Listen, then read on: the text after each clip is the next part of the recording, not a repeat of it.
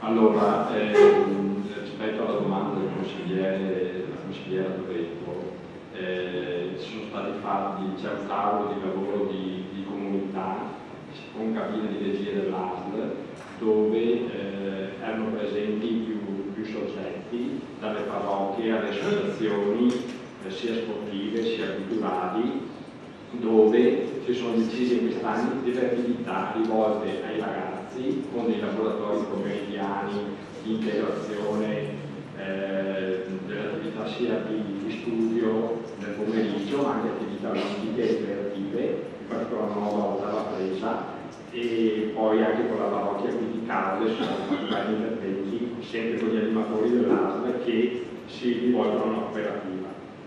Questo, poi incontri con i genitori serali dove venivano affrontate delle tematiche riguardanti l'educazione insomma, dei figli e in genere anche del disagio e dell'agio.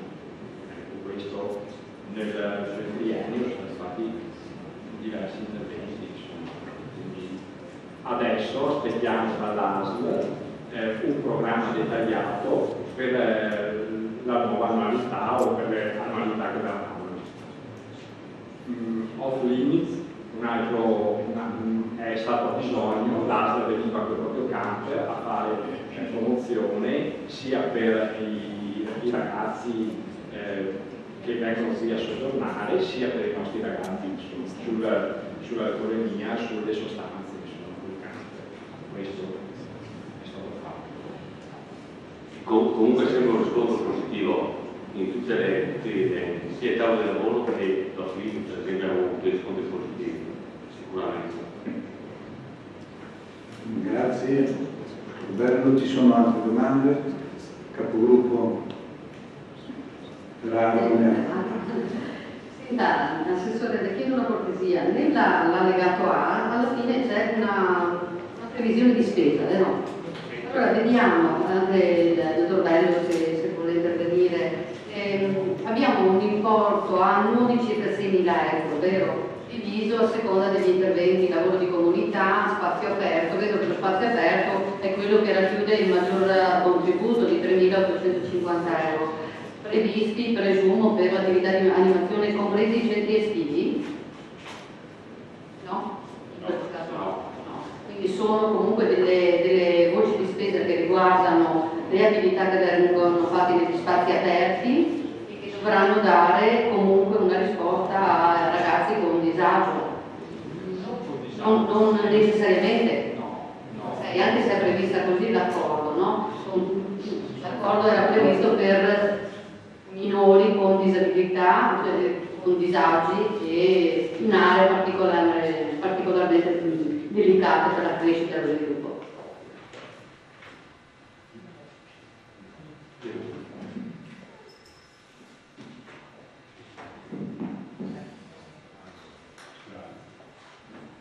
Allora, questo progetto, come ormai l'evoluzione dei progetti di prevenzione, non riguarda tanto il disagio, ma riguarda di intervenire e di fare prevenzione rispetto a situazioni. Quindi anche lo spazio aperto è inteso proprio a un rapporto, instaurare un rapporto comunicativo, di agio con i ragazzi e poi sì, analizzare anche situazioni di disagio se verranno fuori, ma lo scopo è proprio rendere il gruppo, i ragazzi, un momento di socializzazione e di interventi proprio mirati anche al loro benessere, a stare insieme. Questo è il concetto dello spazio aperto, insomma. E è rivolto soprattutto a degli adolescenti, a delle categorie particolarmente, che consideriamo così, più fragili, più a rischio, insomma, ecco, questo è lo spazio aperto. Poi abbiamo dato proprio maggiore, proprio perché il tavolo ha dato questo messaggio di dire interveniamo con dei momenti di aggregazione anche a tavola presa, per esempio, ma anche qui in parrocchia perché ancora uno spazio proprio comunale non l'abbiamo, insomma. Però ci siamo rivolti alle parrocchie, per esempio, insomma. Adesso vediamo l'ASL che proposte dà rispetto al futuro, insomma, al triennio che verrà, insomma. Questo. Grazie dottor Bello, ci sono capogruppo Sì, Ferraro. volevo solo chiedere questa delucidazione perché in commissione lei ci aveva detto che la gestione era accorpata al SED, quindi ho preso questa informazione che lei ci ha dato come una gestione da parte di un servizio per le disagi e le dipendenze che si occupa poi anche della prevenzione e della ricollocazione di ragazzi o comunque adolescenti in età critica. Grazie. Grazie capogruppo Ferraro. Ci sono altri interventi? Sull'intervento mettiamo ai voti favorevoli, voti contrari, voti astenuti, nessuno. Votiamo la immediata esecutività, voti favorevoli, voti contrari, voti astenuti, nessuno. Delibera è stata approvata. Passiamo al punto 6 all'ordine del giorno. Adesione al nuovo patto dei sindaci per il clima e l'energia. Passo la parola al vice sindaco, assessore commisso. Grazie, buonasera. Premesso che il 9 marzo 2007 l'Unione Europea ha adottato il documento Energia per un mondo che cambia, impegnandosi a ridurre le proprie emissioni di CO2 del 20% entro il 2020, aumentando nel contempo del 20% il livello di efficienza energetica e del 20% la quota di utilizzo delle fonti di energia rinnovabile sul totale del mix energetico. Le aree urbanizzate sono responsabili di oltre il 40% delle emissioni di gas serra derivanti dall'attività umana. L'Unione Europea ha individuato nelle città in cui è maggiormente utile agire per raggiungere gli obiettivi di riduzione delle emissioni e una diversificazione dei consumi energetici, anche in considerazione del fatto che proprio le città rappresentano il luogo ideale per stimolare gli abitanti ad un cambiamento delle abitudini quotidiane in materia ambientale e energetica, al fine di migliorare la qualità della vita e del contesto urbano. Molte delle azioni sulla domanda energetica e le fonti di energia rinnovabili necessarie per contrastare il cambiamento climatico ricadono nelle competenze dei governi locali e comunali e comunque non perseguibili senza il supporto dei governi locali.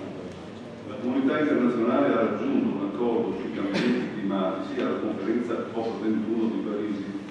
Tale accordo rappresenta un impegno universale verso le generazioni future e riconosce il ruolo fondamentale delle città e degli altri enti subnazionali per fronteggiare e reagire ai cambiamenti climatici.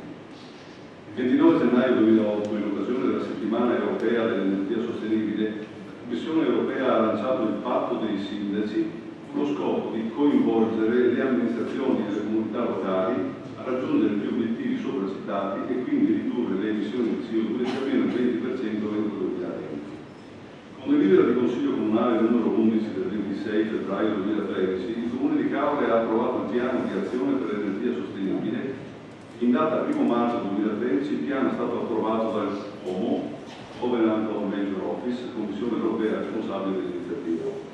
Nell'estate del 2015, su proposta del commissario Miguel Arias Cañete, la Commissione Europea e il patto dei sindaci hanno avviato un processo di consultazione con il sostegno del Comitato Europeo delle Regioni, volto a raccogliere le opinioni degli stakeholder sul futuro del patto dei sindaci.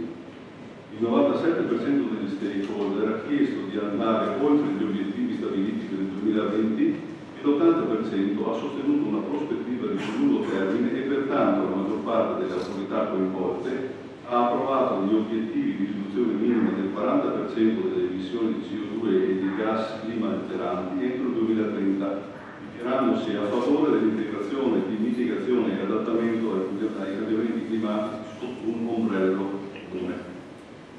Il nuovo patto dei sindaci, non solo per l'energia sostenibile ma anche per il clima, è stato presentato dalla Commissione Europea il 15 ottobre 2015 durante una cerimonia tenutasi presso il Parlamento Europeo a Bruxelles, e in quella sede sono stati simbolicamente avallati i 3 pilastri del patto rafforzato: semplificazione, adattamento all'energia sicura, sostenibile e alla portata di tutti, fondendo insieme le iniziative del patto dei sindaci e dei major adatti. Il nuovo patto dei sindaci prevede che le amministrazioni comunali europee si dotino di un piano d'azione per l'energia sostenibile e il clima, PAESC, il quale individui e programmi nel dettaglio le azioni specifiche volte alla riduzione dei consumi e delle emissioni climalteranti. Attraverso l'adesione al patto dei sindaci per il clima e l'energia e la predisposizione del PAESC, l'amministrazione comunale si impegna formalmente a ridurre almeno del 40% le emissioni climalteranti derivate dai consumi energetici relativi al proprio territorio di competenza entro il 2030.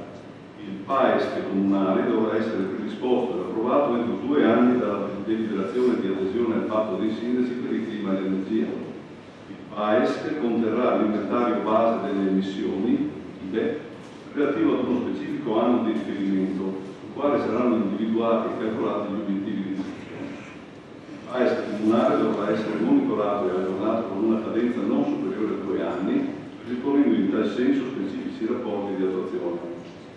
Notato che i governi locali, quali amministrazioni più vicine ai cittadini, possono e devono a tal fine coordinare le azioni e realizzare esempi concreti di tale ambito, ritenuto opportuno e prioritario che il Comune di Caore, al fine di dare un adeguato contributo al raggiungimento dei risultati di tutela ambientale e contenimento delle emissioni inquinanti seguiti dalle politiche comunitarie, aderisca al patto dei sindaci per il clima e l'energia, mediante la sottoscrizione dei formulari di adesione allegati al presente provvedimento quali allegato 1, documento di impegno, e allegato 2, modulo di adesione, parte integrante dello stesso, delibera, dopo aver sentito la seconda commissione consigliare della seduta del 14 dicembre scorso, di condividere ed approvare la proposta formulata dalla Commissione europea del patto dei sindaci per il clima e l'energia, finalizzata al coinvolgimento delle comunità locali, alla realizzazione di iniziative volte alla riduzione delle emissioni di CO2 e all'adattamento ai cambiamenti climatici, impegnandosi a ridurre le emissioni di CO2 e possibilmente di altri gas serra sul proprio territorio di almeno il 40% entro il 2030, in particolare mediante una migliore efficienza energetica ed un maggiore impegno di fonti di energia rinnovabili, cresce la propria resilienza adattandosi agli effetti del cambiamento climatico, realizzare un inventario di base delle emissioni ed una valutazione dei rischi e delle vulnerabilità indotte dal cambiamento climatico, presentare un piano d'azione per l'energia sostenibile e il clima entro 2 anni dalla data di approvazione del Consiglio comunale della presente deliberazione, presentare una relazione di avanzamento almeno ogni 2 anni dopo la presentazione del piano d'azione per l'energia sostenibile e il clima per i fini di valutazione, monitoraggio e verifica. Di approvare, per le motivazioni espresse in narrativa, che qui integralmente si richiamano, l'adesione formale del Comune di Caore al patto dei sindaci per il clima e l'energia, dare mandato al sindaco di aderire al patto dei sindaci per il clima e l'energia, mediante la sottoscrizione dei formulari di adesione legati al presente provvedimento pari allegato 1, documento di impegno allegato 2, modulo di adesione, parte integrante dello stesso. Di dare atto, il presente provvedimento non comporta impegno di spesa a carico del bilancio comunale e che eventuali necessità che dovessero emergere in occasione della predisposizione del PAESC e della realizzazione delle relative azioni saranno valutati con provvedimenti successivi. Grazie, Assessore Commisso. Ci sono interventi? Nessun intervento. Passiamo quindi alla votazione. Voti favorevoli? Voti contrari? Nessuno. Voti astenuti? Nessuno. Delibera è approvata. Passiamo alla votazione della immediata esecutività. Voti favorevoli? Voti contrari? Voti astenuti? Nessuno.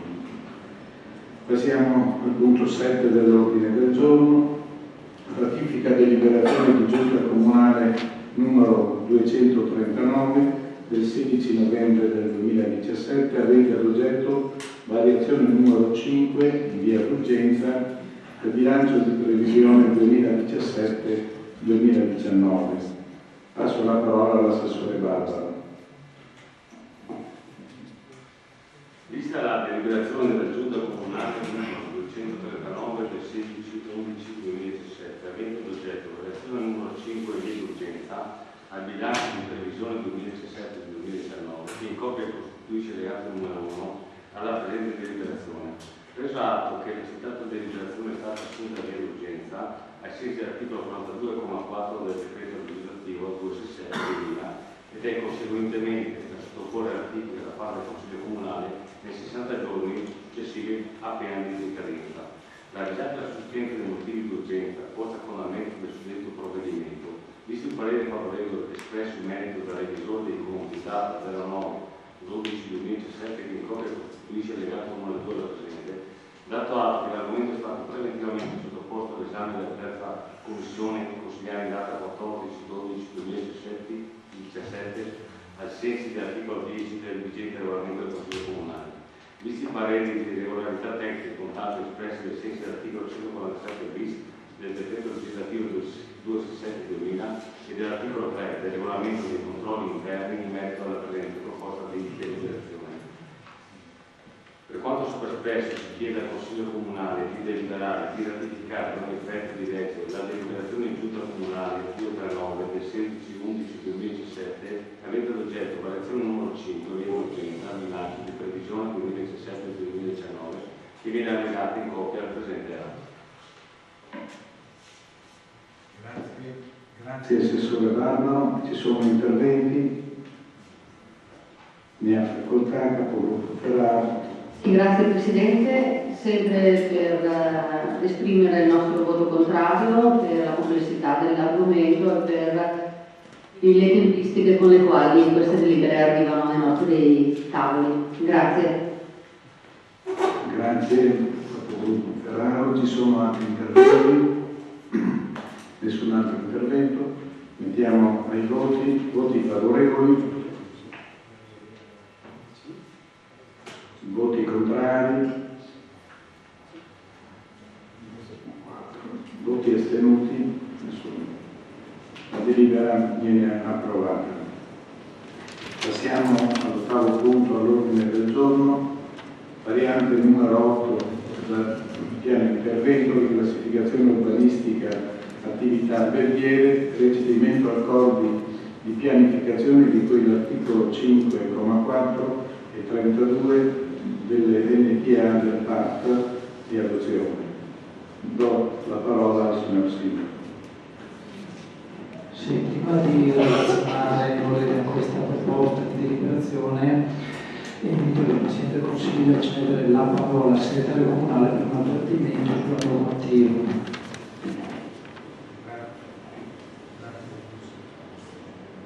Grazie signor Sindaco, do la parola al dottor Nobile, segretario comunale. Allora, l'ordine del giorno reca come argomento una variante al piano degli interventi, quindi una variante allo strumento di pianificazione. Ricordo il contenuto dell'articolo 78 del decreto legislativo 267 del 2000 del testo unico, che dispone che gli amministratori devono astenersi dal prendere parte alla discussione e alla negoziazione di delibere riguardanti interessi propri di loro parenti o figli fino al 4 anno.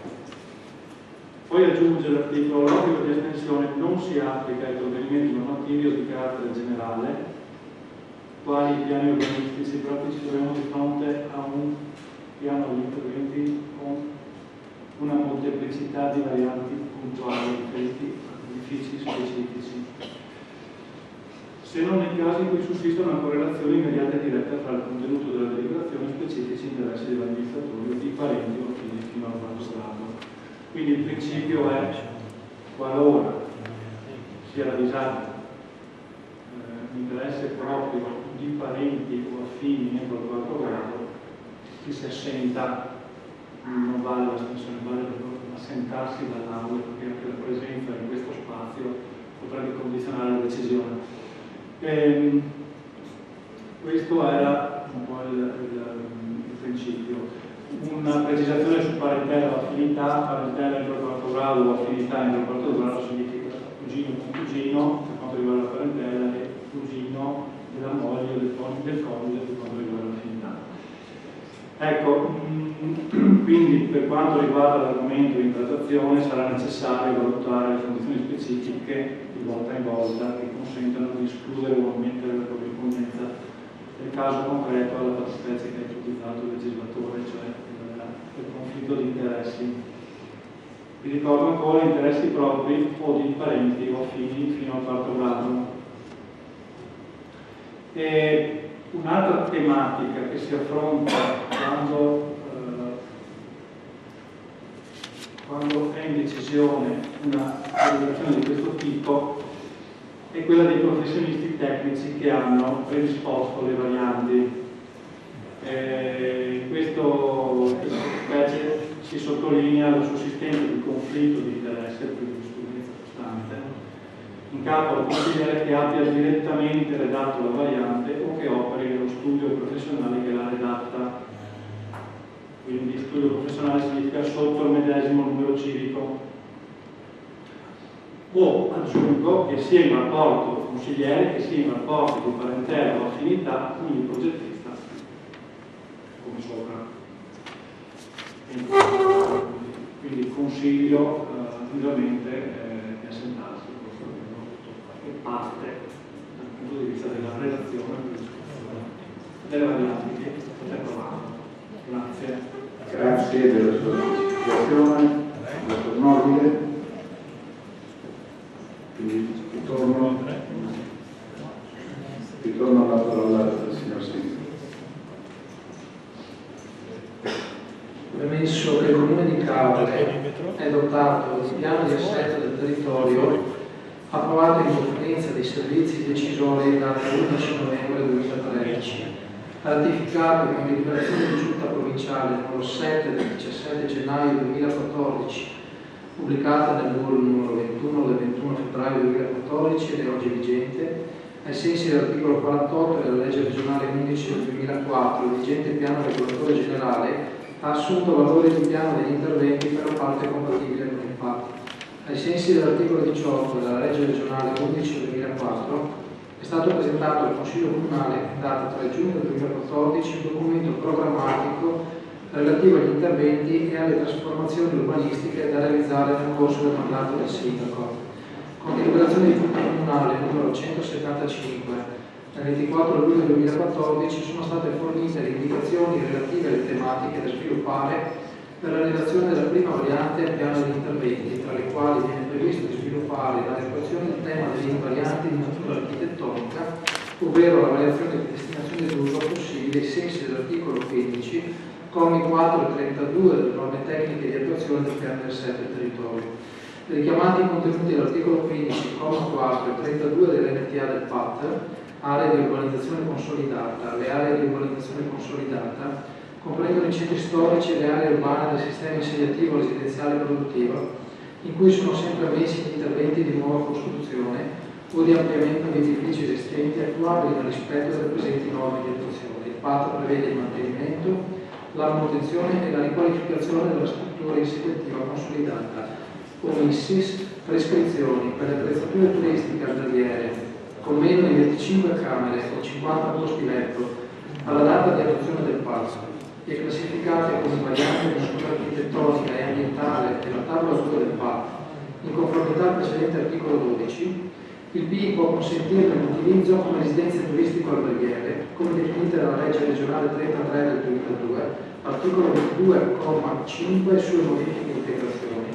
Il piano di interventi può consentire destinazioni d'uso diverse, previo specifico accordo di pianificazione ai sensi dell'articolo 6 della legge regionale 11 del 2004, sottoscritto da tutti i soggetti interessati, contenente le modalità e i tempi di attuazione degli interventi previsti, le garanzie fiduciarie, nonché una valutazione della comunità della convenienza pubblica, in applicazione del principio di perequazione di cui al successivo articolo 18, omissis, aree di qualificazione a preminente ricomposizione.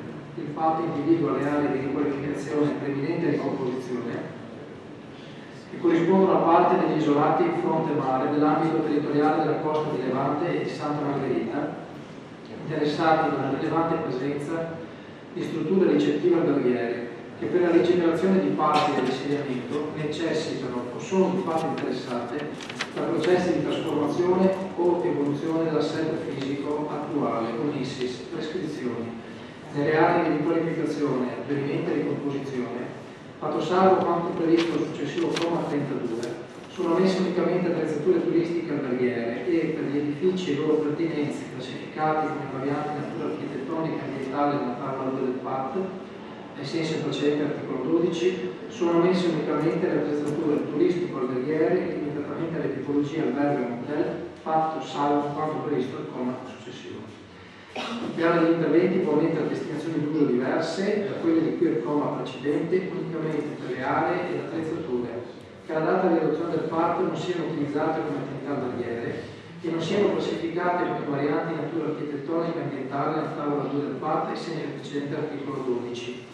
Per le attrezzature turistiche alberghiere con meno di 25 camere o 50 posti letto, alla data di adozione del PAT, classificate come varianti di natura architettonica e ambientale nella tavola 2 del PAT in conformità al precedente articolo 12, ma poste all'esterno di una fascia di metri lineari 100 dal limite demaniale dell'arenile, si applica il disposto di cui al precedente comma 4, omissis. In attuazione delle deliberazioni di qui sopra è stato emesso avviso pubblico invitando i soggetti aventi titolo a presentare proposte di trasformazione urbanistica delle attività alberghiere ai sensi dell'articolo 15,4 e dell'articolo 32 delle norme tecniche di attuazione del PAT per la formazione della variante piano di interventi. Dato atto che a seguito dell'esame delle proposte pervenute, con delibera di giunta comunale numero 70 del 2 aprile 2015, venivano individuate le attività aventi i requisiti previsti dalle norme tecniche di attuazione del PAT per accedere all'accordo di pianificazione ex articolo 6 della legge regionale 11/2004 e con delibera di Consiglio Comunale numero 86 del 14 novembre 2016 sono state fornite le linee guida generali per la presentazione di accordi tra soggetti pubblici e privati ai sensi dell'articolo 6 della legge regionale 11 del 2004 sulle modifiche e integrazioni. Con delibera di giunta comunale numero 29 del 9 febbraio 2017 sono stati approvati gli indirizzi per la conclusione di accordi di pianificazione ai sensi dell'articolo 6 della legge regionale 11 del 2004 con i soggetti titolari di attività alberghiere che rispondessero ai criteri dell'articolo 15 del PAT, che a seguito dell'approvazione delle linee guida specifiche per gli accordi di pianificazione finalizzati alla trasformazione delle attività alberghiere sono state invitate le ditte individuate con la deliberazione di giunta numero 70 del 2015, che ogni ditta ha provveduto a trasmettere atto unilaterale d'obbligo sottoscritto e documentazione tecnica finalizzata a individuare bene e le aree oggetto di accordo, nonché la futura previsione indicando a titolo perequativo il beneficio pubblico di natura economica da versare, secondo le modalità indicate con la delibera di giunta comunale 29 del 2017 e richiamate nell'atto d'obbligo, adempiendo altresì al versamento del 10% del beneficio. A seguito dell'istruttoria tecnica degli uffici e delle integrazioni e modifiche apportate in sede di istruttoria e le proposte di accordo sono state perfezionate le seguenti proposte di accordo, ognuna proposta dalla seguente documentazione: schema d'atto d'obbligo sottoscritto, relazione tecnica, relazione economica e lavorati grafici. Prima ditta, la ditta Promenade 2 SRL, legale rappresentante Veronica Carpi. Seconda ditta, ditta Tipo SPA, amministratore unico Sergio Tavaro. Terza ditta, MTS SPA, legale rappresentante Antonio Sarri. Quarta ditta, Via Roberto, relativa all'immobile denominato Hotel Trialto. Quinta ditta, Cappelletto Cesare, Urlanetto Nadia, Cappelletto Antonio, relativa all'immobile denominato Hotel Chiole. Sesta ditta, Cima SS, di Roma Sala Antonio Company, legale rappresentante Roma Sala Andrea. Settima ditta, Susi SNC di Pivetta Adriano Company, legale rappresentante Adriano Pivetta. Ottava ditta, Benatelli Dino, Benatelli Elena, Benatelli Emilia, Benatelli Maria Elisa, Benatelli Roberto, De Carli Erika, De Carli Flavia, De Carli Silvia, relativa all'immobile denominato Albergo alla Scogliera. Nona ditta, Rizza SRL, legale rappresentante Bruno Mariuzzo, relativa all'immobile denominato Rizzo. Decima ditta, Meneghello Gino, relativa all'immobile denominato San Carlo. 11ª ditta Molena Romolo e Molena Enzo, relativa all'immobile denominato Calunata. Dato atto che le proposte rispondono ai criteri edilizi presi da questa amministrazione, finalizzati anche alla riqualificazione del tessuto urbano attraverso la riqualificazione delle strutture esistenti degli immobili ad uso alberghiero. Le proposte di accordo prevedono la riclassificazione della zona urbanistica da D5 a zona per insediamenti alberghieri a zona territoriale diversa, al fine di riqualificare le strutture esistenti e consentire le variazioni d'uso in conformità alla zona di nuova destinazione a fronte del beneficio pubblico stimato, adottando i valori tabellari approvati con la delibera di giunta comunale numero 29 del 2017. A titolo perequativo di cui l'articolo 18 delle norme tecniche di attuazione del patto, l'interesse pubblico viene soddisfatto attraverso l'obiettivo di qualità architettonica, attraverso la riqualificazione del patrimonio edilizio esistente, attraverso interventi che ne migliorino l'efficienza energetica ed estetica, costituendo un valore aggiunto per le parti della città, nonché un beneficio in termini economici, in cui i fondi rientreranno dalla disponibilità dell'amministrazione per l'attuazione di opere pubbliche a servizio dell'intera comunità. Il beneficio pubblico va corrisposto oltre al contributo concessorio ex articolo 16 del DPR 380 del 2001. Sono stati quantificati correttamente gli importi del beneficio pubblico determinati sulla base della volumetria esistente, vuoto per pieno, applicando i valori economici della tabella 1 e i fattori di riduzione proposti dalle ditte stesse nelle relazioni tecniche e economiche corrette alla proposta di accordo. Per quanto sopra illustrato, si ritiene accoglibile le proposte di accordo di pianificazione. Dato atto che le ditte con le proposte di accordo di pianificazione si sono obbligate a dare attuazione alla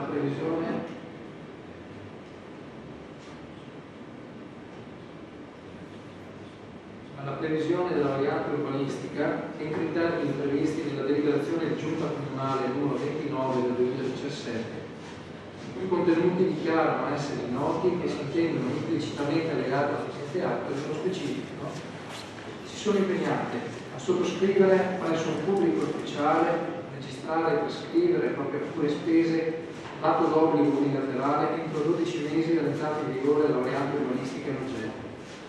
Depositare contestualmente il 90% del beneficio pubblico, può chiedere la rateizzazione versando il 30% e depositando adeguata polizza di iusoria per il valore residuo, presentare entro 6 mesi dalla registrazione dell'atto d'obbligo l'istanza del titolo edilizio abilitativo dell'intervento.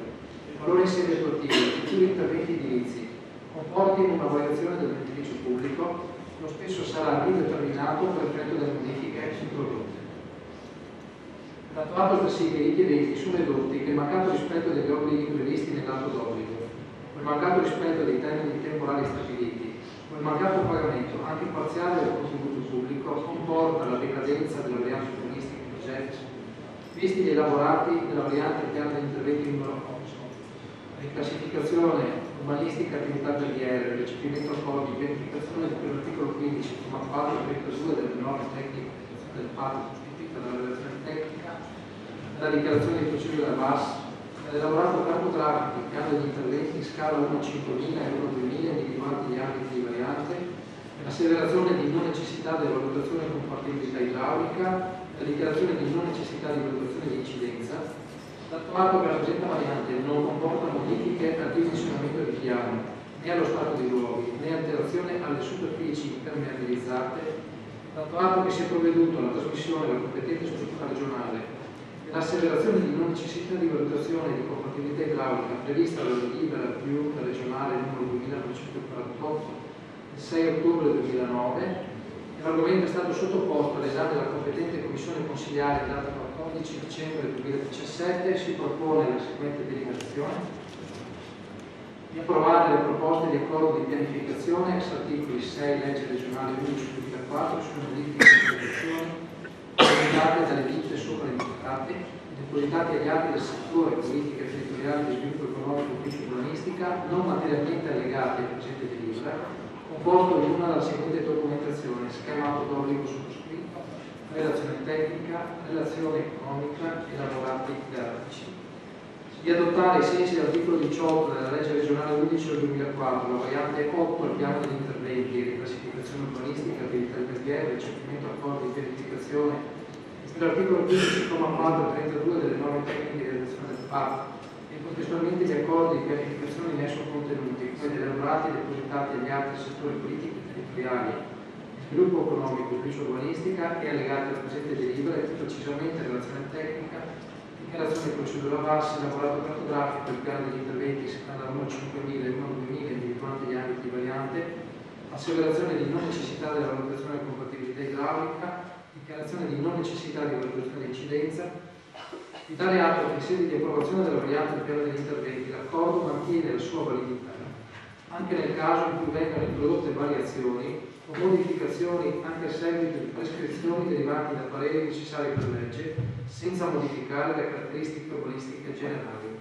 Di dare atto che mancato rispetto agli obblighi previsti dall'accordo di pianificazione, nei tempi previsti, o il mancato pagamento anche parziale del contributo pubblico comporta la decadenza della variante urbanistica in oggetto. In tali ipotesi il Comune non sarà tenuto a restituire l'acconto pari al 10% del contributo pubblico precedentemente versato.